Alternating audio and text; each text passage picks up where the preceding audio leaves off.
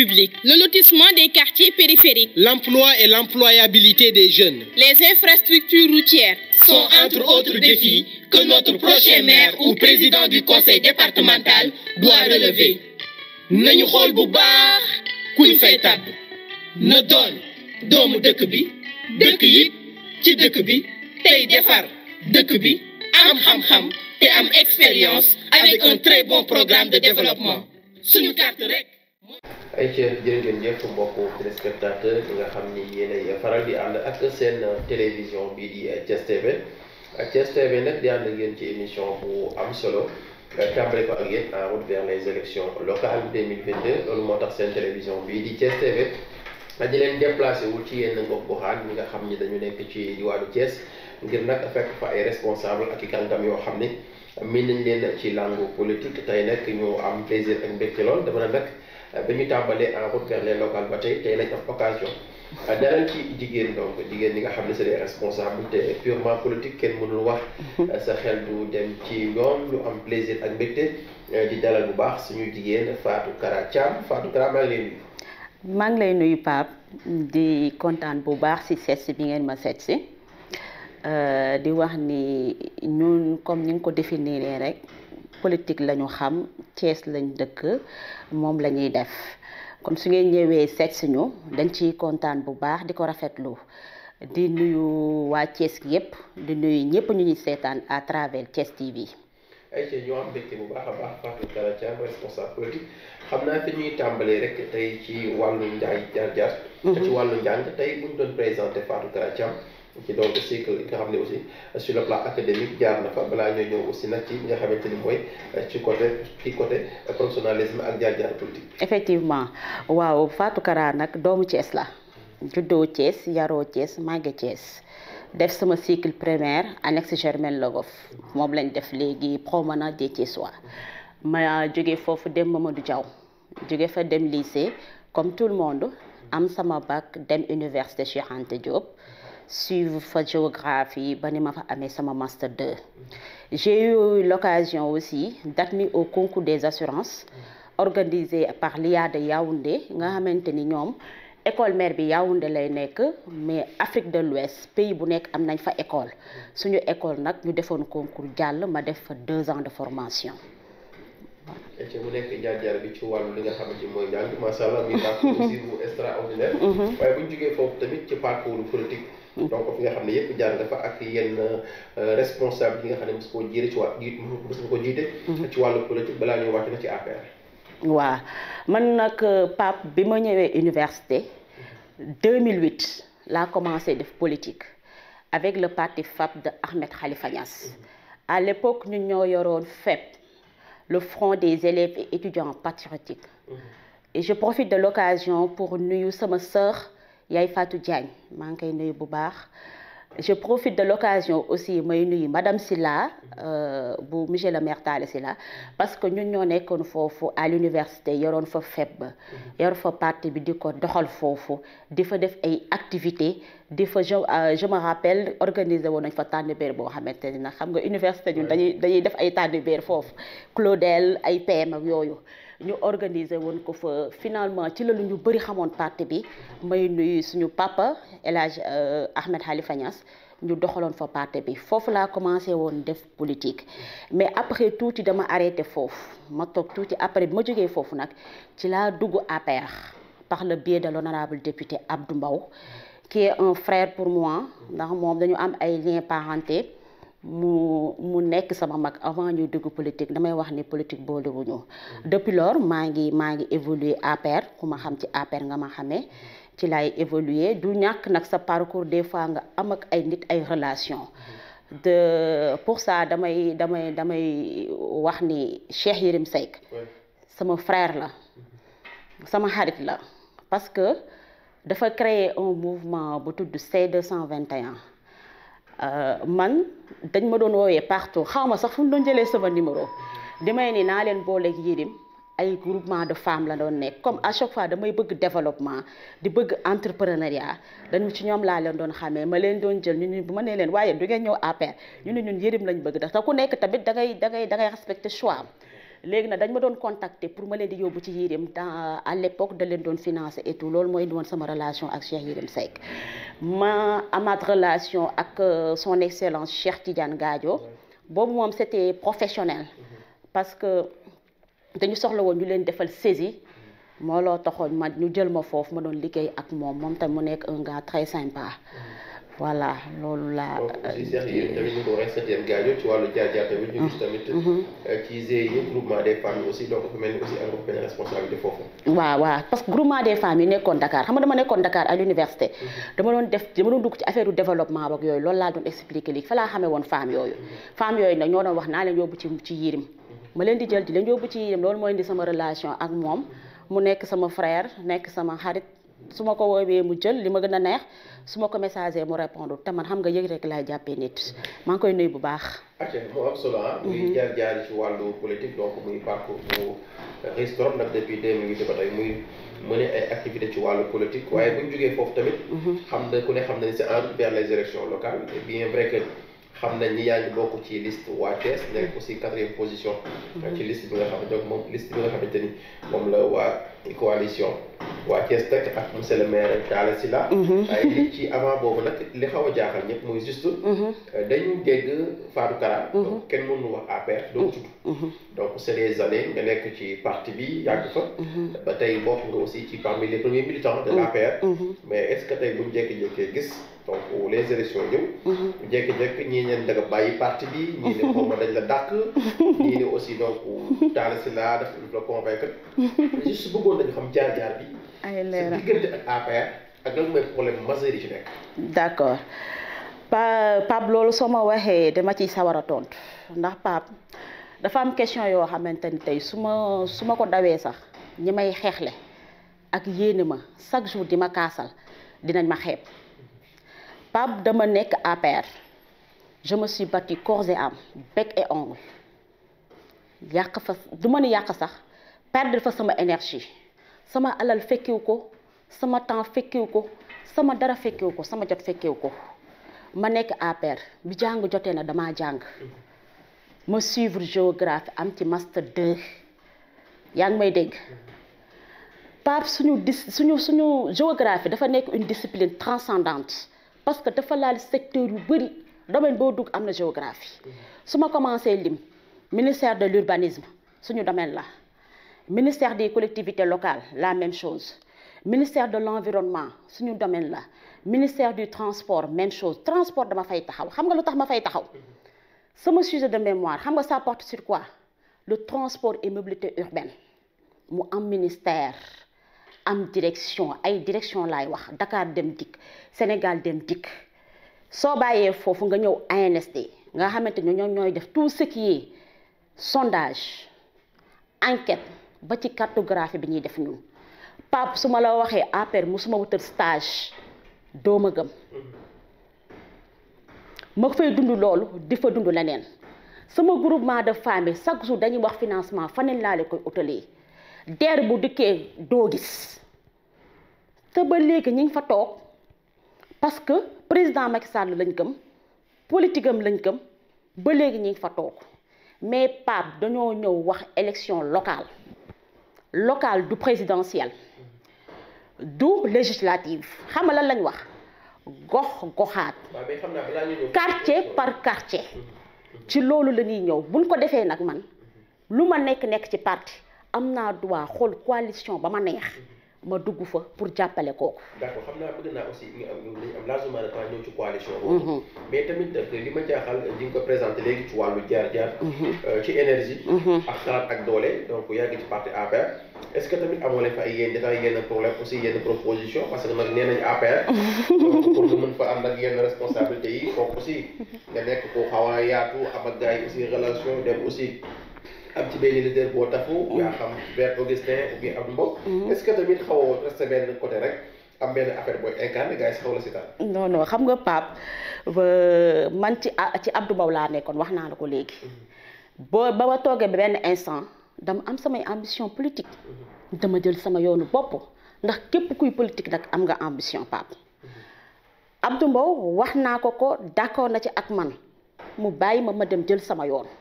ci kaw jël sama yoon boobu dama nekk accéder au niveau national nekk cogère national je salue au passage suñu coordonnateur Moussa Sow bi ñu ko tegee 13 Faye sax laay njëkk a remercier ndax moo fa jiitu avant Moussa Sow ba mu dikkee dafa laajte ni ma man Thiès laa bëgg ku ma fa mën a teg mu jàppale ma ci cogère bi mu laajte 2 à 3 personnes ñëpp ni ko demal ci Fatkara bi ma convoqué bureau am dani ma waa Fatkara yow lan moo xew mën na ko ci lan mën na képp ku ma laaj danga ni ma dama nga gis Fatkara li nga bëgg moo la ko mën a defal kon ñun dañu accéder au niveau national accéder au niveau local accéder au niveau national ñu liggéey ñu fa nag ñëpp xamee ñu fa liggéey bu am solo du ko fay def Pape jigéen buy politique moo metti jigéen bi politique mooy metti mais heureusement man xam naa samay valeur xam naa sama juddu xam naa niñ ma yare Pape am na yenn bases yoo xamante ni duma ko def yow su ma ko doon def yow ci mon frère doo ko nangu kuy def leneen nag yaa xam mais man liñ ma yare ak niñ ma tàggatee jàng fa ma war a jàngee waa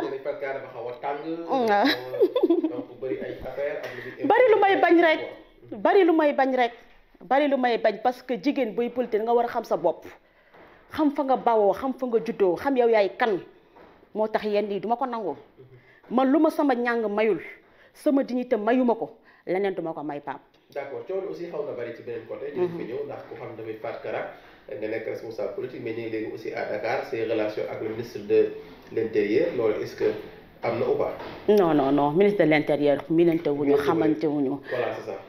donc aussi tamit am na sa benn xarit boo xam ne fu mel ni moom ministre de l'intérieur am nañu yenn relations yi pourquoi aussi amoo leen ci yenn possibilités yi pour xool na lu continuer seen liggéey foofu. ak kan. ministre de l'intérieur non yàlla dogal na nag am na sax Sidi bu kii bu waa réew mi benn jour wax na ma ko ni ma Fatkara dinaa la boole ak intérieur parce que gis naa muy jàppale ñoo xam dañuy sonn ci parti bi mais yàlla dogalugu ko foofu tamit maa ngi remercier bu baax honorable député Moustapha Cissé Lo ndax mi ngi ci doon def ay jéego tamit xëy na Maodo Malick Mbaye tamit da ciy def ay jéego yu bari mais xëy na yàlla moo sottilagul mais man daal li ma la waxoon léegi laa lay wax. voilà loolu parenthèse la parce que ñun tamit parfois dañuy am yenn information ci nit ñi. par rapport ak relation biñ lay bàyyi xel ci diwaanu Thiès. buñ jógee foofu tamit ñu ngi ñëw léegi ci élection yi ñëw. nga nekk ci parti au niveau de l'APR. donc bokk aussi ci les responsables yi liggéey ci liggéey bu am solo. et tout récemment ñu gis aussi barki démb président honorable député Abdou Mbow. donc premier vice-président. donc daal di yëkkati ay kàddu ci benn ndaje bu yaatu. boo xam ni keroog seen comité directeur bi ñu doon tekk ci waa commune est bi. mu ne aussi donc liste yëpp amul benn boo xam ni rek ki nga xam ni président Macky Sall moom moo ko jël cautionné ko. donc mën nañu aussi ku ci mel ne Ablaye Dieng ak waa Thiès ak ñeneen ñëpp. donc ñoom ñëpp seen dem mbokk la mais président amu ci responsabilité. léegi tamit foofu yéen bañ jàngal nga fi am kàddu nga xam ne Abdou Mbow yëkkati na ko. ni yéen daal képp koo xam ni bàyyi nga président Macky Sall jaar sa yoonu bopp yow moom kenn boole la ci parti bi quoi. Pape loolu maa ngi koy liir naa ko sax mooy li ma waxoon keroog ca groupe ba rek loolu laay waxaat xam nga nit ñi nag il faut savoir faire la part des choses ku xam monsieur le maire Talla Sylla xam ni c'est un conseil spécial du président de la République ndax Talla ba mu ne ko yoon bi baaxul da ko woon ni ko Talla kaay nga wax ma ban yoon moo baax. depuis lors mu koy conseil di ko xelal loolu relation bu ñu am moom ak son excellence le président de la république la mais candidature waa Thiès candidature monsieur le maire Talla Sylla ku xam rek xam ni candidature bu jaadu la ndax un maire sortant am na droit défendre son bilan yaa ngi may dégg candidature bi su ci président àndee bu ci àndul yépp lu jaadu la mais bu ñuy mélanger ay relation comme conseil spécial ak relation candidature Talla dafa jaadu mu war a mën a nekk candidat parce que nag maire sortant la war na mën a présenter wu waat pour défendre son bilan. noonu laa ko gisee. mais foofu tamit xam nañu xaw a jaaxal parce que tey ci Fatkara boo taxawee. naan bilan bu Talla Sylla à part ay waañu daara ñuy faral di dégg aussi ak donc li nga xamante ni mooy jël suñu maire bi def ko benn waañ bu yaatu tey. ban bilan lañ mën a tirer ci Talla Sylla boo xam ne tey waa Thiès ko moo joxaat maire bi. d'accord damay remonter ba 2014 parce que monsieur le maire Talla Sylla dafa bokkoon ci coalition 2014 mu liggéey ca lam ca war a liggéey def ca lam ca war a def coalition nag su ngeen ko àndee liggéey Pape su ngeen gañee ku nekk dina la cëral yàlla nag moo dogal mu nekk maire ville Pape ñu doxal 2 ans moins de 2 ans ñu commencé koo galgal di ko bloqué ci ay budget xam nga nag olof Njaay dañ nit du maye bopp rocc làmmiñ mais noonu lañ ko doon def mu dégg fi lu ne nit nag màkka sax boo fay dem danga fa am yaakaar mu dem ci ki nga xamante ni su ko demee mu jàppale ko pour l'intérêt de Thiès mu dem ci son excellence le président Macky Sall mu jàppale ko pour l'intérêt de Thiès yaa ngi may dégg Talla ku ko xam-xam ne bëggul dara Thiès rek a ko ñor dama toog ak jabaram di waxtaan mun ma Fatou Kara Talla bëgg na Thiès man ko loolu biti la fanaan néew ma keneen amul ay ambition de mais ni mu mel ci Thiès ak yéene bi mu am ci Thiès man dama ko xam ñu teg ko mu dégg ci lu ne kon buñ demee ba ku nekk APR bu soxlaa ku nekk APR ñëw di ko jàppale kenn warul wax pourquoi li tax ma dugg ci coalition bi laa lay tegal bala may ñëw ci bilan bi mu ñëwaat man personnellement Talla am na fu mu ma teg monsieur le maire gëm na samay compétences au moins il a pensé en moi mu jël ma teg ci watam loolu war na tax ma jàppale ko ba mu mettee mu dem APR lu na dégg na ko fii kon ku nekk APR war na dem jàppale ko deuxièmement Talla dafa liggéey dafa am bilan dafa liggéey te dama koy commencer par le centre gériatrique bi nga xam da koo tabaxal pour les personnes âgées Pape fii la fi suñu ay papa yi ak suñu yaay yi di am feebar yoo xamante ni Dakar lañ koy dem di koy faje ji ñu yeewu ay 4 heures du matin di dem toogaayu hôpital rek di ran rek feebar la ndax man dama ci xam dara en matière de santé dama ci sensible parce que nag j'ai une famille très maladive ñuy dem di jaabante monsieur le maire tabaxal leen centre bu nga xamante ni c'est une infrastructure d'une collaboration entre la mairie ville et la fondation Sonatel su ma jógee foofu damay ñëw kër xale yi ku ne gis na ni temps yi dañoo amoon problème pour fu ñu dugal xale yi monsieur le maire ni mu mel ak générosité am ci taalibe yi mu tabaxal leen ko te foofu waxuma la pour kii de mais da leen di réinsérer ba pare defal leen éducation foofu mu teg leen fa bu soobee yàlla léegi mu pare ñu inauguré ko mu ñëwaat réhabilitation foyer des femmes avec une dotation de 25 millions de matériel de nettoiement mu teg fa femme ya te monsieur le maire Talla Sylla nag day bëgg na ku nekk gis ci boppam moo tax centre bi c'est pour les personnes âgées kër xale yi c'est pour les jeunes foyer des femmes c'est pour les femmes nga xam ni catégorie bu nekk laaj na ko mu amaale tamit nano crédit ñuy lebal femmes yi ñuy liggéey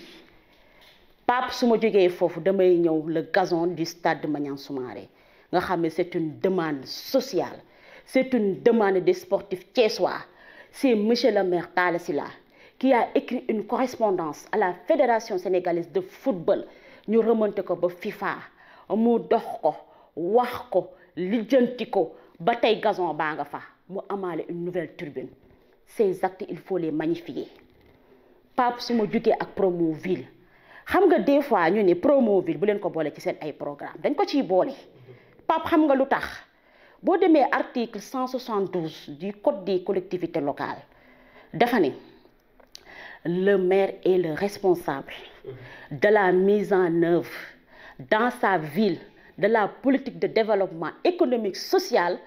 définie par le gouvernement Pape dama ciy tegaat ni la soo demee fonction publique des collectivités locales dafa am lu ñu woowee convention type boobu def ay loi moo ko régir loi yooyu xam nga lan lay wax la relation entre les maires et l'État donc kon maire mënul dem sans état kon Promoville bu fekkee ne ni monsieur le maire Talla Sylla du ko lijjanti ndax ànd nga mu ànd ak son excellence le président Macky Sall du ma ne nag Promoville amul yeneen dëkk de mais li ci Thiès séddu kenn séddu ko ci te loolu bu amee nañ ko gërëmee monsieur le maire Talla Sylla ñu dugal 2 routes Cité Lamy nga xamante ni Cité Lamy benn municipalité mosu leen a boole ci dara ñu ñëwaat dugal route Kër Sëñ Ablaye Yakhine loolu man dama fay taxaw ndax foofu laa dëkk gis nga bu tawaan Pape nga dugg roxu Cosmos boobu ndox mi dalay agsi ba fii waxuma la pénétrante bi mu dugal foofu de mais daf ci boole une station de pompage boo xamante ne tey bu tawoon 15 jours ndox yépp dem la pénétrante de Jaxaaw foofu dama fay taxaw parce que 2 fois dans la semaine dama yóbbu sama yaay Saint-Jean ñu defal ko massage kon li may wax xam naa ko benn jour dama dugg taximan bi ni ma ku defar route bi ma ne ko monsieur le maire Talla Sylla mu ni ki defar route bi da dama koy voteel ndax ñëpp xam nañ ni fajar gi su fekkee ne da nga jugee di dem hôpital wa ngay jugee lépp lu aw ci ginnaaw ville fajar gi foofu mairie dañuy dugg foofu day am bouchon taxi boo jël day teg et que route boobu ça leur sert de raccourci yaa ngi dégg ñu jël la pénétrante de Médina Fall muy la route qui traverse Médina Fall extension jusqu'à l'école mu nekk une demande la route de R100 ñu yëpp monsieur le maire def ko fi soo ñëwee ci les 2000 lampadaires xam nga des fois nga ni ñu sànni monsieur le maire xeer parce que lampe yi duggul fii daanu dajul suuf 2000 lampadaires lañ defar boo ñëwee ci VCN bi la voie de contournement nord foofu nga am obscurité totale moo fa am buy engendrer ay agresseurs insécurité bi nekk foofu monsieur le maire dugal fa lampe ya route de Layna Fall mu dugal fa lampe ya route de Tivaouane mu dugal fa lampe ya kër sëñ Ablaye Yakhine mu dugal fa lampe ya Pape nag kër sëñ Ablaye Yakhine Talla bëgg na Thiès torop mais bëgg na kër sëñ Ablaye Yakhine te li ñu boole moo bëri foofu et dama ciy profiter de l'occasion pour nuyu suñu xalifa soxna Saybata yàlla yàggal ko fi guddal fanam parce que dañoo bokk man ak Talla kër sëñ Ablaye Yakhine sama ay tonton ak moom ñu doon ànd ñu wax élection locale yaa ngi dégg mu bëgg quartier ba ma judd fekk ko fa mu fay def lu ne ndax ku nekk sa base nga am lu baax mu indi ko fa su ma juddoo ci politique topp ci ginnaawam mu ñuy wan yoon su nee local damay laajaat pour liggéey Thiès kër sëñ Ablaye nekk fa ma dëkk kër sëñ Ablaye Yakhine kon su ma ko jàppalee jaadu na. d'accord loolu aussi mu nekk bilan boo dox bari ci. pas pareeguma ci bilan bi de. bàyyi ma continuer bi ci bilan bi. parce que nag il faut que ñu wax bilan bi. dama lay wax rek dafa am rek lu ma bëgg a souligner lu important. parce que réhabilitation mairie ville tamit. dafa nekk une demande de plus de 50 ans ñoo ko fi def ak PACASEN avec le programme de PACASEN. Pape ku ne xam ne la dévolution patrimoine de l'ancienne ville c'est mal réparti loolu chaque jour ma kaas ko ndax mënuñoo jël les plus grandes miches recettes de la ville de Thiès ñu répartir ko entre les communes bàyyi mairie ville ndax mënoo jël marché central nga jox ko commune nord nga jël gaaru Thiès bi nga jël ko jox ko commune ouest ak marché Grand Thiès nga jël Moussante nga jox ko commune est mairie ville fan lay jëlee recouvrement. Talla Sylla may ma Pape Talla Sylla jël comme kii bi mandat bi jële ko ak fit doxale ko ak fayda ak fulla ku ne xam na ni fekku fi dara. d'accord c'est-à-dire nag foofu ñu xaw ci teg loxo tuuti aussi parce que buñ ne aussi acte 3 bi comme ni ñu ko defee aussi mu am 3 communes mais communes yooyu aussi kenn ku ne am na ci benn responsabilité buñ la jox mais nag ci aussi compétence transférées yi ngeen def compétence donc yu ci ëpp aussi responsable commune ñoo ko yor et su ma juumul tam mairie bi compétence am xawul yaatu ci li nga xam ne la war a yor rek mooy dëkk bi set ak lumière bi kon Talla Sylla aussi recette municipale mi am wala ci ma liggéey Thiès waaw loolu laa la wax dama ne la recette bi mu am melul comme recette yi communes yi am c'est mal réparti peut-être le préfet qui était à l'époque maîtrisé woon acte 3 te dinañ ko defaraat nag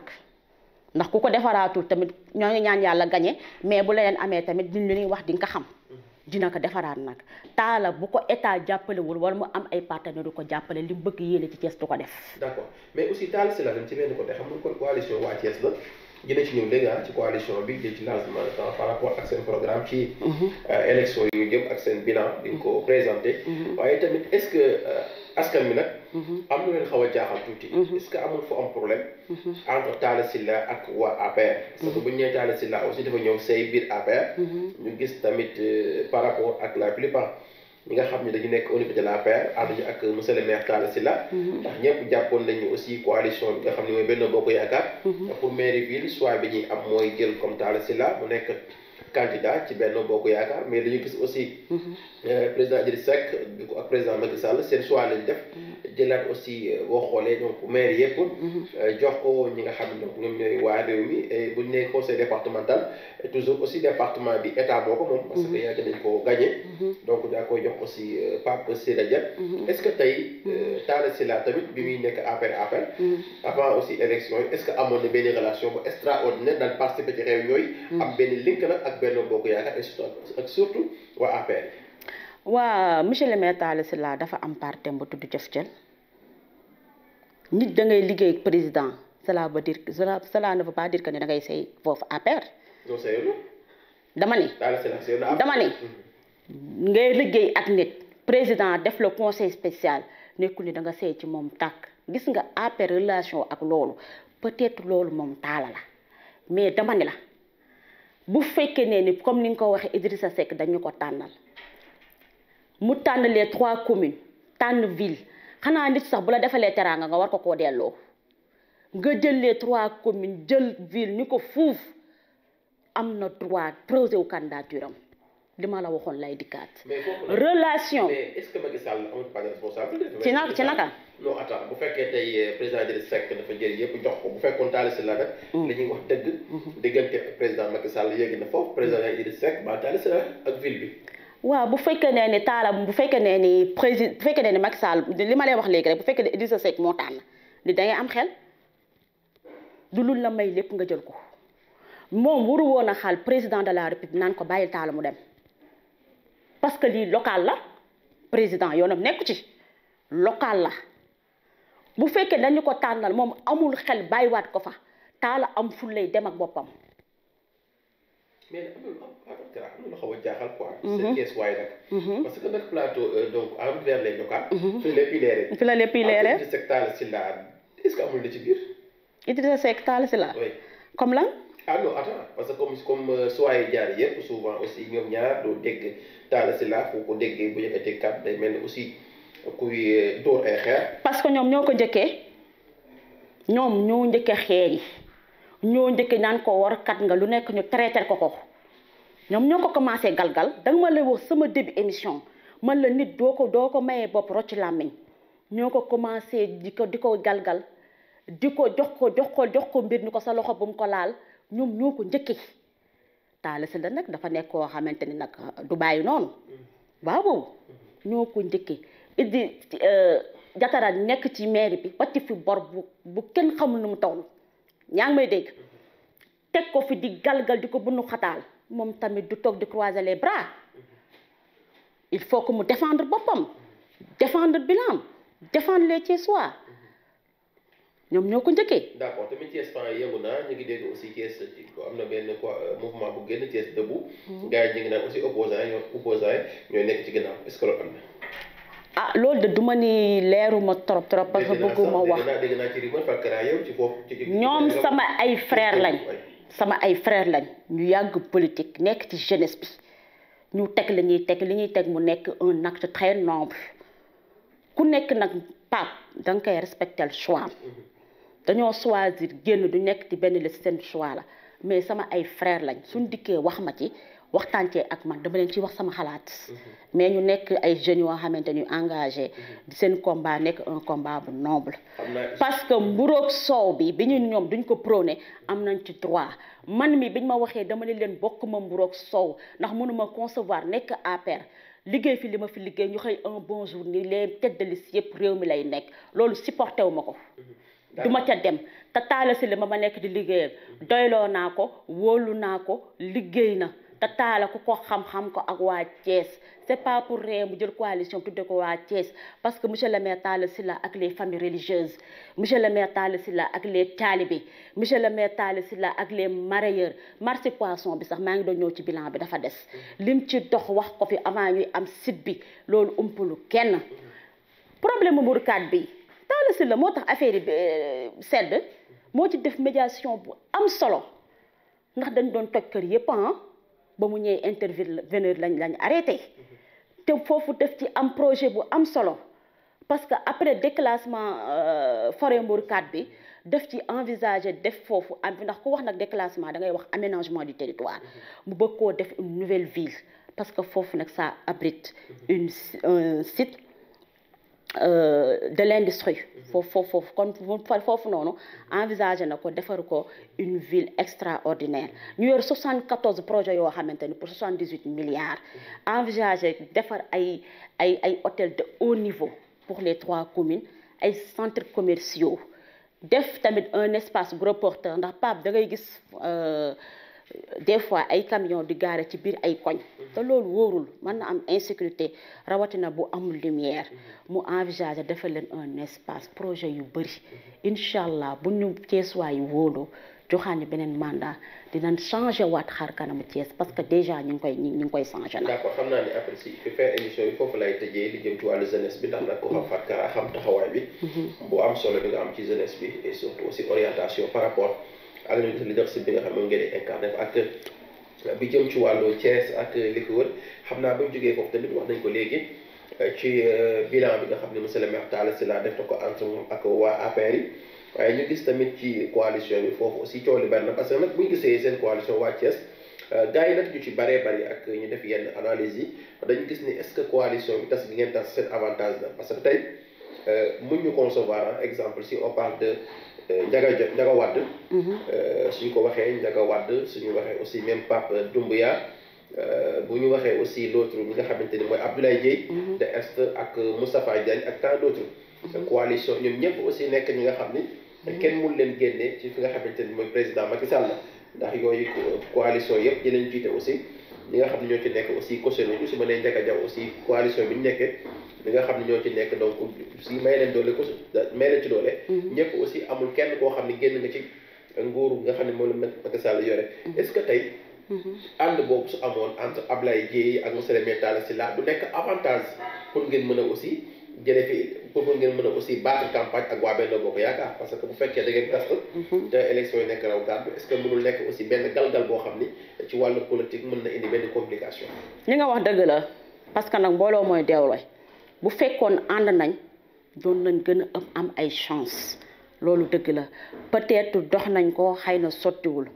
ndax nit tamit danga koy nangul choix bu fekkee ne Ablaye Dièye dafa choisir dem def coalition keneen comme li nga wax Moustapha Diagne dem def coalition ku nekk da nga koy nangul peut-être am nga ambition ci sa gox wala nga am ambition ci sa quartier yoo xamante ni bëgg nga jiite ba def mais buñ àndoon waaw loolu dama la koy nangul. mais dafa am foo leeral parce que dégg nañ fi aussi xaw ma am na ou pas peut-être nag nga ji leeral. waaw ndax nee nañ entre Ablaye Dièye ak Talla Sylla am na kenn koo xam ne da cee war mu woon. ñëpp nee Talla Sylla moom moo war Ablaye Dièye jékki-jékki rek daal di jël boobu teg ko à côté. non demewul noonu nag demewul noonu moom demewul noonu monsieur le maire Talla Sylla waxtaan na ci ak Abdoulaye Dièye. pour ñu ànd ñoom waxtaan nañ ba d'accord lu ko yàq nag leneen la man loolu duma ci dugg non loolu duma ci dugg li ko yàq leneen la mais waxtaan nañ ci voilà dañuy soxla tamit lu leer dëgg la parce que tey nag man ñun li ñu jàppoon mooy dañu dem ba ci biir monsieur le maire Talla Sylla moo doon ànd ak ki nga xam ni moom mooy Ablaye Dièye ba Ablaye Dièye jël responsabilité engagement ñu ba Talla Sylla si jëmbalu ci moom nga ko suma frère nga suma grand nga dama lay jàppale ci ville bi nga dooleel ma est effectivement ñu dem nag ba ci biir Talla Sylla aussi moo indi ay galgalam ci affaire ay règlement de compte ak ay non demewul noonu Talla Sylla demewul noonu Talla Sylla Abdoulaye Dièye frère am la man te maa ngi koy nuyu au passage Ablaye c'est mon frère dox nañ ci wax ña dama ni loolu dox nañ ci ñoom ñaar ñëpp dox nañ ci bëggoon loolu am te Thiessois yëpp ko réclamé men ñu bëri dañ may woo di ma lu tax ànd Ablaye Dièye ak Talla Sylla ànduñu ma ne peut-être yàlla moo dogalul mais kenn ci ñoom ñaar ñëpp bëggoon na mu am la ko yàq ak tamit xëy na tamit yàlla dogalu ko loolu beneen affaire la du man maay nekk di def ay débat personnel Pape man ku ma xam-xam ne du ma def yow man xam nga man ragalu ma xam nga ni man du ma def ay débat mais ni tamit sooy wax da ngay wax loo xam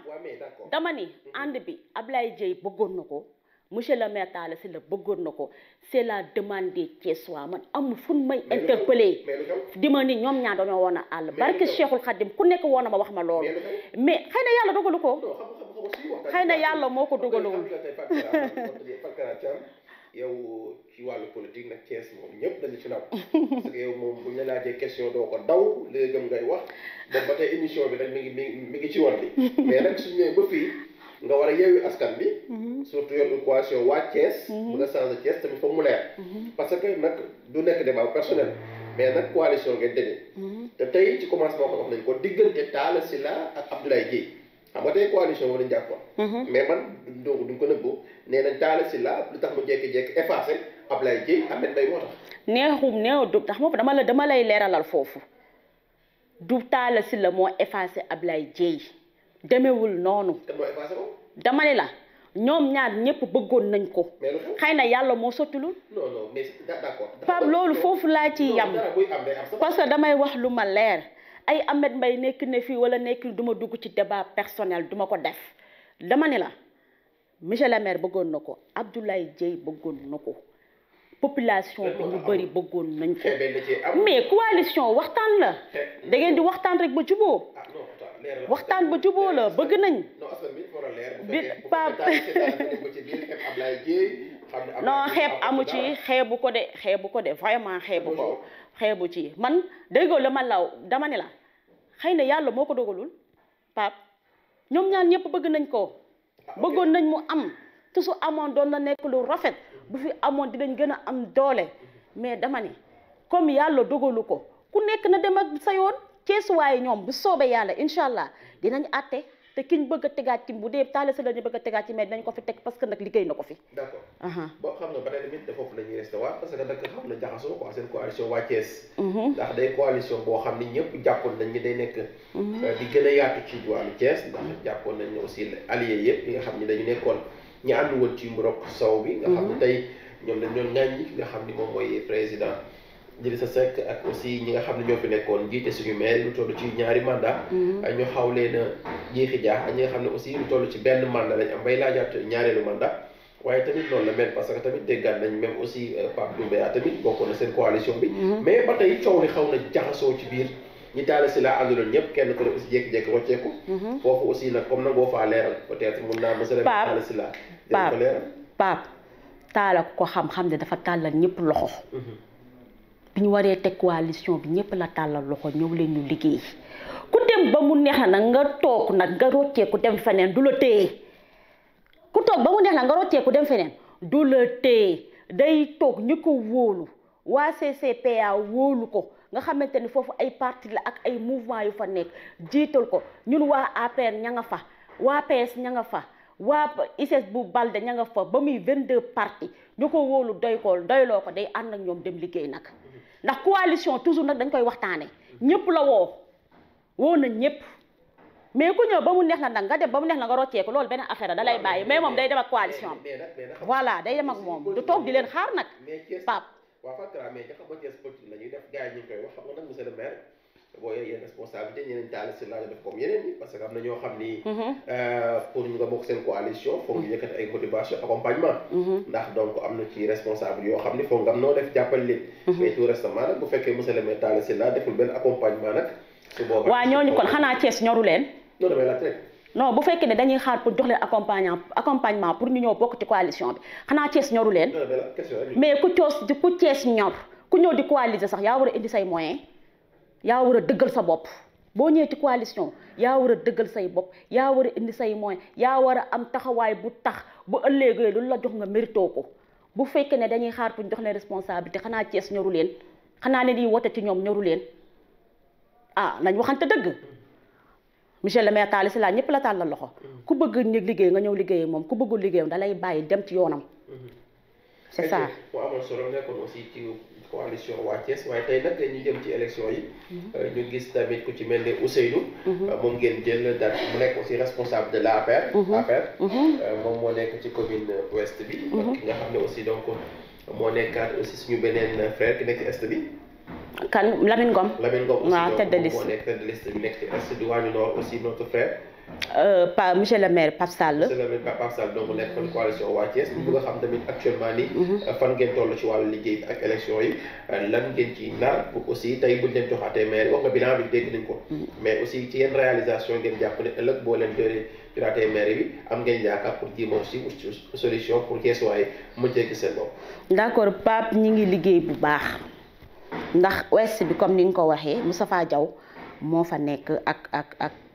ak kii Ousseynou Diouf moom frère maa ngi koy nuyu au passage moom tamit il est de l'APR comme ni nga ko waxee est bi Lamine Ngom moo nekk tête de liste fee ak suñu tata Mame Diarra moom tamit Lamine Ngom nekkaat APR kon xam nga li ma doon wax sànq dikk la ñu ñëwaat Nord Pape Sall nekk fa ak suñu sœur Issa Gueye ñu ngi liggéey bu baax ñu ngi proximité xam na nag monsieur le maire Talla Sylla moom lu ñuy élection yo moom kenn du ko wax nag ñi ngi liggéey xale yaa ngi porte à porte ñi ngi proximité ñi ngi présenté suñu bilan ñi ngi wane li ñuy def yépp Thiès ñu ngi ci liggéey bi dama la limal sànq ay projet yu ñu am ma commencé di la ko limal am nañ 74 projets pour 78 milliards ñu teg ko monsieur le maire teg ko dama ni avenue du Camp bi nga xamante c'est une vitrine de Thiès ñoo ngi xalaat nuñ koy aménager def nañ fa une partie ci lampadaires yi ñi ngi xalaat nuñ koy aménager ba mu gën a rafet avec ses partenaires wax naa la léegi nañu commencé nañu envisager nañ def Mbourkat ñu def fa création d'une nouvelle ville wax naa la ko léegi wax naa la dindi dañu war a def ndax tamit Thiès c'est une ville carrefour Thiès kuy dem fi ngay jaar comme am na nu war a mel ñu war a commencer di ñu imaginer def fi 3 hôtels 3 communes bu nekk am ay centres commerciaux espace gros porteur ak yeneen ba muy 74 projets yu monsieur le maire Talla Sylla def site bi marché au poisson bi ku ne gis nañ fi def nañ ba am site bi te loolu mareyeurs yi ñoo ko demandé mu am ay projet yu am solo su may toog fii di ko lim tamit émission bi ndax nee naa la 74 la mais mën naa cee jukki yooyu mu nekk yu am solo mu xalaat ci ay partenaires ñu ko ci nar a jàppale buñ jotaatee maire bi incha allah. xam naa ni waxtu bi li ci am bëreetul mais tey message bi ngay jox jeunesse bi ak orientation par rapport ndax gis nañu ndaw yi ñi commencé soobu ci wàllu politique mais jeunesse bi aussi boo xëyee ñi ngi ñaxtu ci ay difficultés tout récemment jaar nga université te gis nga aussi coow la fa amoon ak étudiants yi xam ne ñàkk nañ seen bakkan te jamono ji xaw na doy waar mais tey boo doon jox ndaw orientation par rapport ak Thiès ak Sénégal li xew ban message lay doon. d'accord loolu dama ciy sawar ndax wax naa la léegi ñun suñu structure dañu nekk ci structure jeune ma am fa nag amoon fa ay postes de responsabilité parce que présidentielle passée maa nekk présidente des jeunes de la commune de Thiès Est di liggéey ànd ak jeune bi di jeunes yi di liggéey ba ma laajee ci jeunesse bi dama ciy sawar mais dama ne loolu moom dama koy wax son excellence le président Macky Sall na gën a jàppale jeunes yi mi ngi ci parce que 65 000 emplois boo ko defee ak xëy ndaw yi loolu déjà benn affaire la mais na leen gën a jàppale surtout nag les jeunes du parti APR parce que dañoo nekk ñu sonn ci parti bi ndax ku ne xam nga ni jeune moo am fugu ku ne xam nga ni jeune moo mën a convaincre famille parce que nag jeune moo mën a ñëw convaincre yaayam convaincre papaam convaincre toute la famille ñu ciy liggéey bu am solo seen doole lañ ciy def et tout te booy wax jeune en général damay wax tout le temps la jeunesse c'est le nombre la jeunesse c'est la force la jeunesse c'est l'avenir c'est le nombre parce que elle représente plus de 65% de la population sénégalaise la jeunesse c'est la force de par leur catégorie spécifique la jeunesse c'est l'avenir parce que elle porte l'avenir et le devenir de ce pays kon loolu soo ko amee ci parti day mel ni jeunesse bi c'est le fer-lance du parti may wax monsieur le président de la république na gën a dooleel jeunesse am na leen gën a jàppale parce que nag liggéey nañ ko fi jeunesse bi tamit ñu leen di former di leen jàppale ci ay formation ku jàng ba am sa diplôme ñu insérer la soo jàngul métier ma nga am ñu former la ci nga doxal parce que nag jeune dafa am solo ci dëkk loolu moom dama ne woon dama koy wax parce que man je suis toujours avec la jeunesse des fois ñu ne ma Fatkara demal ci cadre wala nga dem ci famille ma ne leen jeunesse bi ñoo bëgg ma ànd ak ñoom kon fu ma nekk dama leen fay nekkal loolu moom bëggoon naa moom président bu bàyyi ci xel bu baax a baax a baax a baax. yaa amoon mbégte ak contentement di la dalal ñu bàyyi la nga di tàggatoo. ah de jeex na kon Pape maa ngi lay remercier bu baax yow tu es mon frère sama xarit nga sama soppe nga vraiment. ma gis lu baax li ngay def moo tax bi nga ma wooree ni damay ñëw j'ai pas hésité di remercier ñi ma bokkal parti di remercier ñi ma bokkal coalition di leen wax noonu la fi ñu ko jàpp ni waa Thiès bi noonu la di remercier bu baax waa Thiès di remercier sama famille ñëpp social bi nag bëggoon naa cee wax bu baax a baax waaw parce que en 2018 dama créé une association Sanosi sociale ñu koy def xam nga Pape nag ñun man dama yaroo ci këru famille dama yaroo ci këru taalibe laa bëgg a wax këru daara sa maam da doon wax ni de leen togg chaque jour di bàyyi bool tey benn pëlu jaaykatu soow bu ñëwoon ba jaay soow danaa la toogal ñu yar ma ci loolu tàggat ma ci yoolu moo tax dama bëgg di def social Fatou Kara nag amul dara waaye am na ay nit yu koy jàppale bëggoon na profité remercier leen bëgguñu nag may tudd seen tur ndax à part journée de solidarité bu mag bi may yaatal di ko def chaque corps ñi ma ciy jàppale dafa am ñu ñuy jàppale suuf parce que nit day ñëw jox la ordonnance ni la Fatou dimbali ma ci ma xool ci sama nit yooyu jox leen ko ñu jënd ko kon bu nu ma def émission ba egg te du ma remercier bu ma tuddee seen tur nag duñ ma ko baal mais maa leen di remercier di leen sant lu ma def ñu jàpp ci sama famille lu ma def ñu jàpp ci barki démb dañuy def rassemblement ñu toog foofu di añ am ko di ma Fatou Kara xanaa doo mobiliser man ko xale laa de mais programme bu ma am dañ may mobiliser sama ay umpaañ ñooy dugg koñ ba ñooy mobiliser sama ay militante ñooy dugg di mobiliser kon mënuma toog fii sama ay nijaay sax su ma amee programme dañuy dugg koñ ba di mobiliser kon mënuma toog fii ba pare te duma leen remercier ak ñëpp ñi may jàppale ci social bi pas bëgguma lim su ma doon lim da ngay juum mais Sénégal man am naa sant naa yàlla bu baax politique bi aw ma fekk kenn xaal ma yàlla muy responsable yépp sant naa ñëpp gërëm naa ñëpp di sant monsieur le maire Talla Sylla confiance bi mu am ci man teg ma ci wetam gëm samay compétence maa ngi ko ci remercier mu nekk un homme très généreux duma tàyyi di ko wax dafa nekk un homme très généreux am yéene ci Thiès képp ku ko bëgg a galgal wala nga bëgg koo toroxal duñ ko seetaan dinañ ko ci jàppale jusqu'au bout je vous remercie. Merci beaucoup mu nekkoon na plaisir ñu am mbégte lool Fatou Kara Thiam mais nag le mot Kara xaw ma fu Kara bi jógee. Kara bi tur la rek. D'accord, ok. dafa tombé. mi ngi noonu maa ngi nuyu Cheikh Ahmadou Kara Mbacké bu baax barki dem seeti naa ko mu dalal ma këram. ndeysaan yaatal ma remercier naa ko bu baax daal sama sëriñ la sama xarit la sama turandoo la. macha allah ñu amoon mbégte ak contentement rek di leen wan seen télévision Thiès TV nii la koy ànd ak yéen rek en route vers les locales 2022 di ci dalal ñi nga xam ni dañu nekk ci liste yi nekk aussi ay responsable politique yi yëngu ci lépp lu jëm ci wàllu développement ñu amoon mbégte ak plaisir lool di leen remercier Fatou Kara di am mbégte ak contentement ni ko waxee léegi suñu sœur nga suñu xarit nga may la ñu waxoon rek ci Souleymane Ciss la ñuy seede ci yow ngeen nekk ay jigéen bu jàmbaar jigéen bu honnête jigéen bu sérieux bu sincère et c'est très important am cër baax na am responsabilité baax na mais nit aussi amul lu dul honneur ak dignité am te gis nañ bokk ngeen ci